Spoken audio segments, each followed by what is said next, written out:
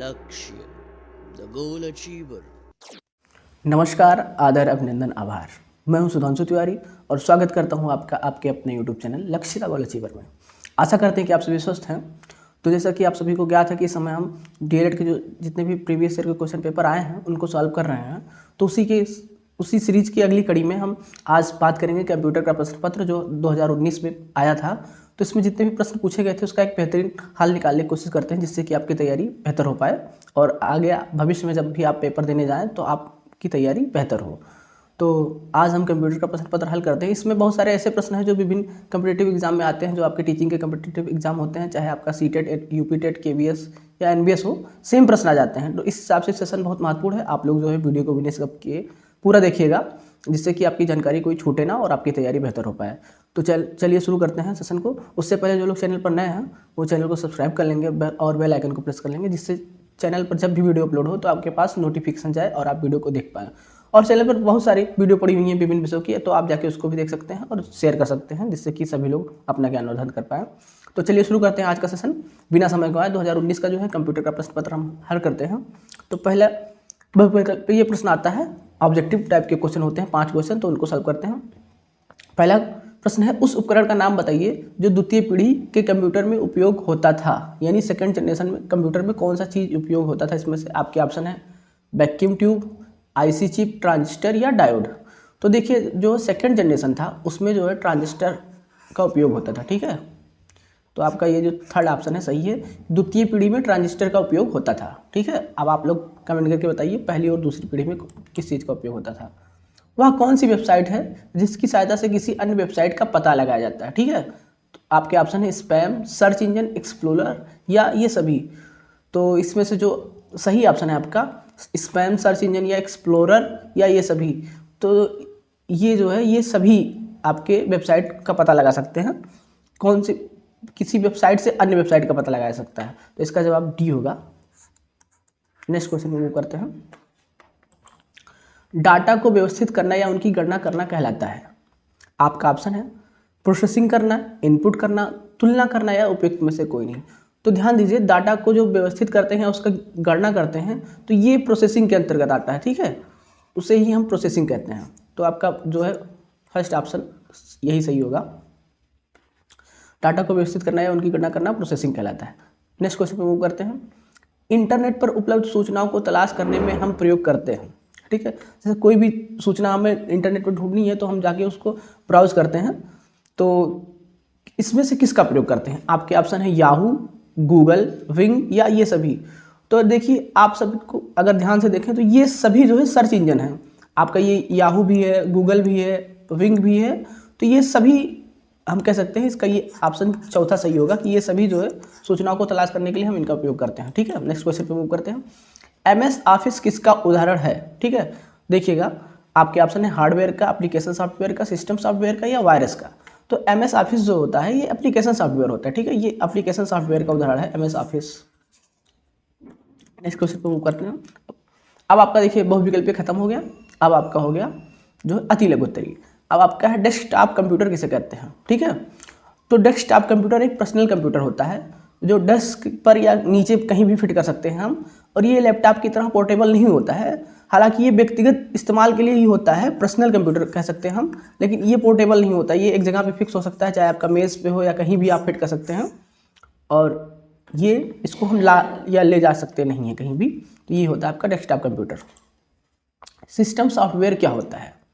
देखिए ध्यान से देखिएगा आप लोग, सिस्टम सॉफ्टवेयर जो होता है ये असेंबली लैंग्वेज में सिस्टम में लिखा जाता है। ठीक है, जो सॉफ्टवेयर होता है ये सिस्टम में असेंबली लैंग्वेज में लिखा जाता है और यह यूज़र और हार्डवेयर के बीच एक इंटरफेस बनाता है। यानी ये कड़ी की तरह काम करता है यूज़र और हार्डवेयर के बीच में। जैसे हम इस्तेमाल कर रहे हैं कोई हार्ड कंप्यूटर सिस्टम, तो वहाँ पे सिस्टम सॉफ्टवेयर वर्क करेगा मेरे द्वारा और सिस्टम के बीच में, वो एक कड़ी की तरह काम करेगा, क्योंकि जो मैं उसको इनपुट दे रहा हूँ वो कंप्यूटर की भाषा में उसमें इनपुट करता है। ठीक है, सिस्टम के चालू होने पर सिस्टम सॉफ्टवेयर चलने लगता है।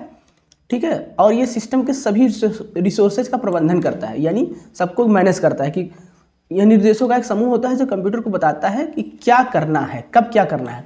तो आपको जाहिर सी बात है लास्ट लाइन में क्लियर हो गया होगा कि सिस्टम सॉफ्टवेयर एक प्रकार के निर्देशों का समूह होता है ठीक है, बंडल ऑफ इंस्ट्रक्शन कह सकते हैं, जो कंप्यूटर को बताता है कि क्या करना है। जैसे आप कोई भी उसमें इनपुट डालना चाहते हैं तो उसका आउटपुट क्या होगा, वही सिस्टम सॉफ्टवेयर बताता है सिस्टम को।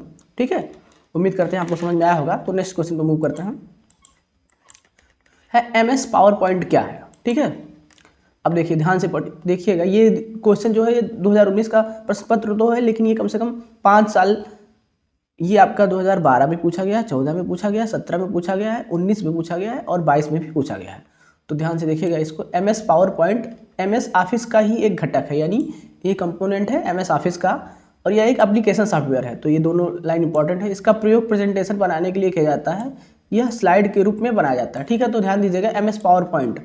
अब जैसे आप ये वीडियो देख रहे हो तो ये जो स्लाइड चल रही है आपकी, एक के बाद एक क्वेश्चन आ रहे हैं, ये उसी का एक उदाहरण है। ठीक है, ये स्लाइड आ रही है आपके पास जो एक, जैसे अभी 7वां क्वेश्चन था उसके बाद 8वां क्वेश्चन का स्लाइड आई, तो यही है MS पावर पॉइंट। ठीक है, इसमें हम स्लाइड के द्वारा कोई भी प्रेजेंटेशन देते हैं। उम्मीद करते हैं आपको समझ में आ गया होगा। अगले क्वेश्चन पर मूव करते हैं, है प्रिंटर कितने प्रकार के होते हैं। तो ध्यान से देखिए, प्रिंटर मुख्य रूप से 2 प्रकार के होते हैं। पहला है आपका इम्पैक्ट प्रिंटर। जान लेते हैं इम्पैक्ट प्रिंटर क्या है।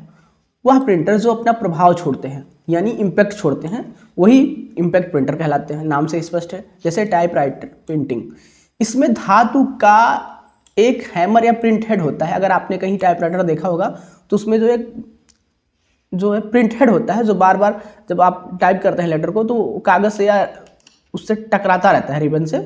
तो जो कागज़ या रिबन से टकराता है, और इम्पैक्ट प्रिंटिंग में अक्षर या डाट मैट्रिक्स विधि से कागज़ पर अक्षर उभरते हैं। यानी आपने अगर टाइपराइटर देखा होगा तो वही होता है इम्पैक्ट प्रिंटर। इसमें मुख्य रूप से धातु का एक हैमर या प्रिंट हेड होता है जो कागज़ या रिबन से टकराता रहता है। इम्पैक्ट प्रिंटिंग में अक्षर डाट मैट्रिक्स विधि से कागज़ पर उभरते हैं।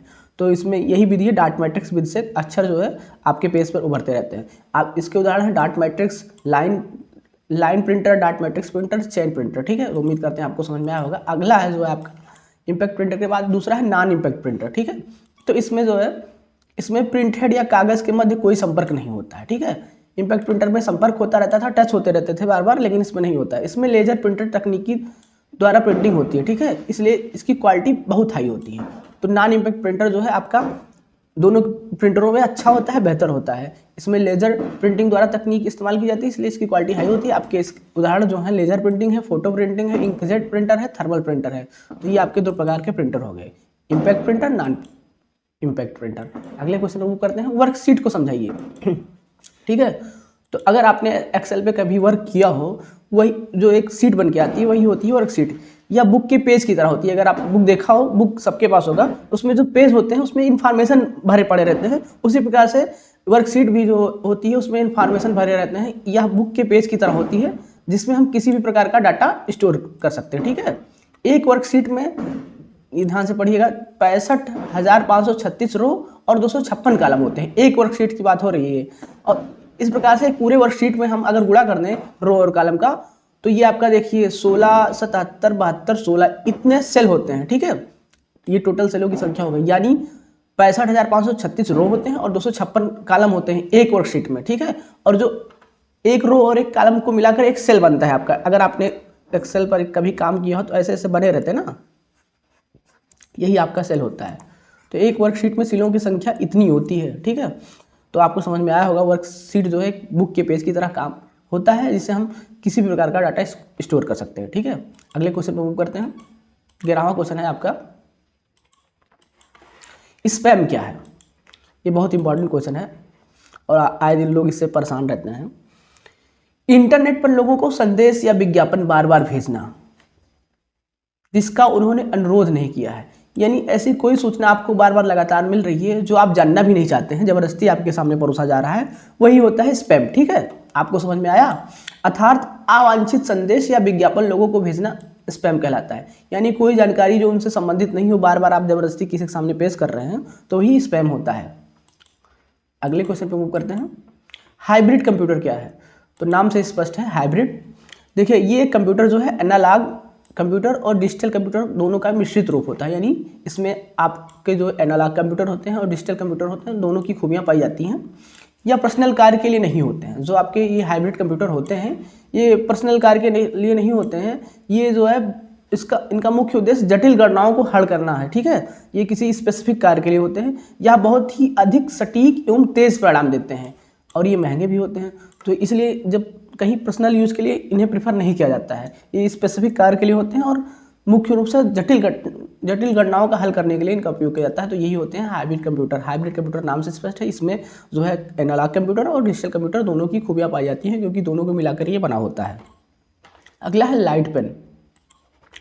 ठीक है, लाइट पेन यह एक इनपुट डिवाइस है। ठीक है, आपने माउस अगर देखा होगा तो ये जैसे ये आप कर्सर देख रहे हैं जो ये स्क्रीन पर चल रहा है, तो ये माउस का कर्सर है। ठीक है, तो ठीक इसी प्रकार से ये आपका लाइट पेन भी होता है, जिससे हम किसी भी इलेक्ट्रॉनिक डिवाइस पर इनपुट कमांड दे सकते हैं। यानी अगर कोई आपको इलेक्ट्रॉनिक डिवाइस पर कमांड देना है, कुछ इनपुट करना है, तो आप इसके द्वारा कर सकते हैं। यह माउस के समान कार्य करता है पर माउस से अधिक सटीक कार्य नहीं कर सकता। ठीक है, यानी माउस आपका बेहतर है लाइट पेन से।